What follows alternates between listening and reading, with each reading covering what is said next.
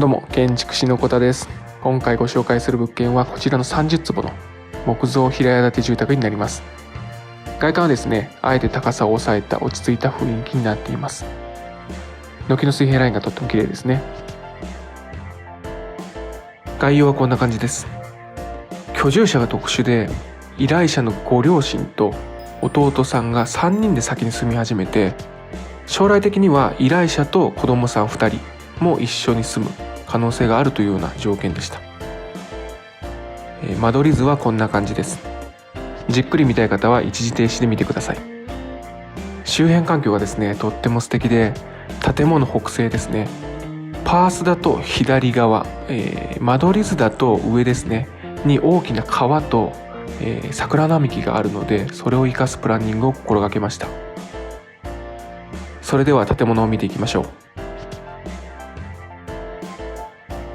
玄関までのアプローチは建物の南東側にあります。なので明るいアプローチになってますね。アプローチからも庭の植栽が、見えます。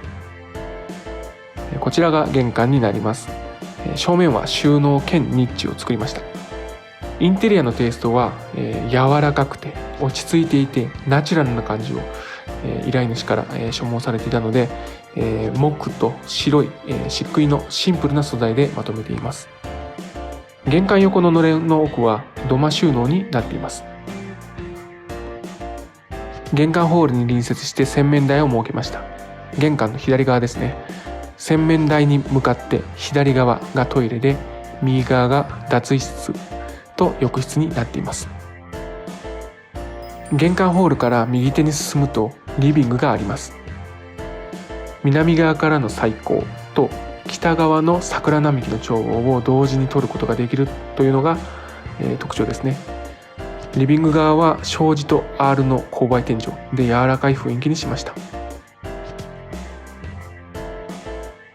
障子を開ければ中庭が見られるようになっています。北側の桜並木を見る窓は逆にかっちりしたピクチャーウィンドウを設けることで景色を強調してみました。キッチンは対面で手元が隠せるカウンタータイプになっています。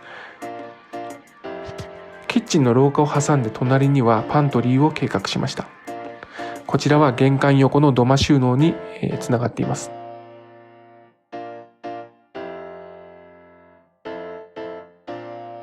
リビングの隣の部屋は将来の子供部屋兼依頼主の寝室になっています。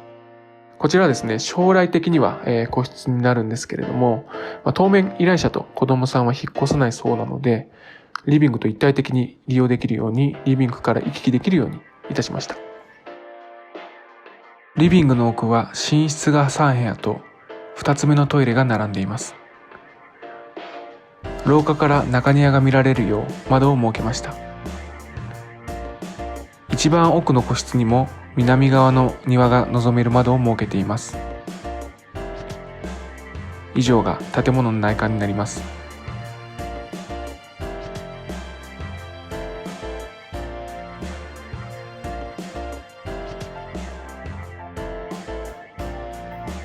改めてこちらが今回のお家の間取りになります。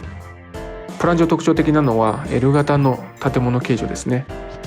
建物を細長くすることでリビング、ダイニングの裏と表に窓を設けて、南側の採光と北側の眺望を両立しているのがこの家のポイントになっています。以上、桜堤沿いの家でした。この動画が良かったと思った方はチャンネル登録、グッドボタンよろしくお願いいたします。それではまた。